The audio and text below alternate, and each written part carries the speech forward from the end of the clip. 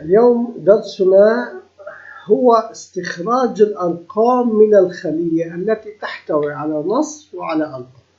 لنلاحظ هذه الخلية التي تحتوي على نص وأرقام، ونلاحظ هذه الدالة التي تم ربطها مع الأي 2 وتم استخراج 42 و 1977. كيف تم ذلك؟ عن طريق هذه الأسطر البسيطة التي فيها المتغير الأول والمتغير الثاني، ويوجد حلقة تعطي I1 إلى نهاية المحارف الموجودة في النص.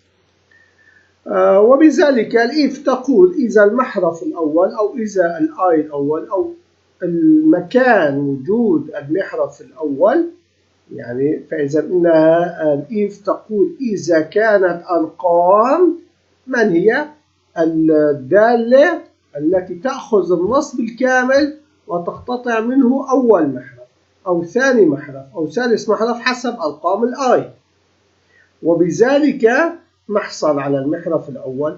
إذا كان هذا المحرف رقم يضاف إلى هذا المتغير ويصبح رقم مع رقم مع رقم مع رقم، فبذلك نحصل على كل الأرقام الموجودة في النص، وبذلك الحلقة تبحث عن كل المحارف الموجودة في هذا النص.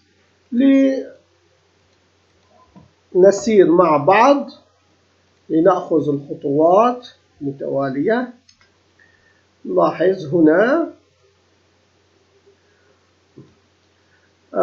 في بداية الأمر الآي أخذت رقم 1 وتذهب وتتأكد. طبعا إننا سوف نبحث إلى أن نصل ل 42، فإذا 3 لا 4 لا. نلاحظ هنا 6 7 8 الآن، فإذا في 10 أخذت الرقم 4، وبهذه الحالة سوف تأخذ الاحتمال الثاني وأصبحت 2، وبذلك سوف نستنى هذا النص لنصل إلى رقم 7.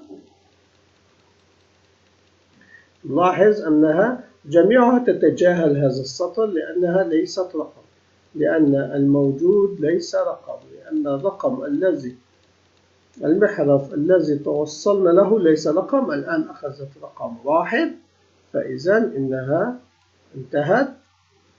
نلاحظ أنه استعاض عن الموجود وسوف يراقب الرقم. بقيت 7 وبقيت 7،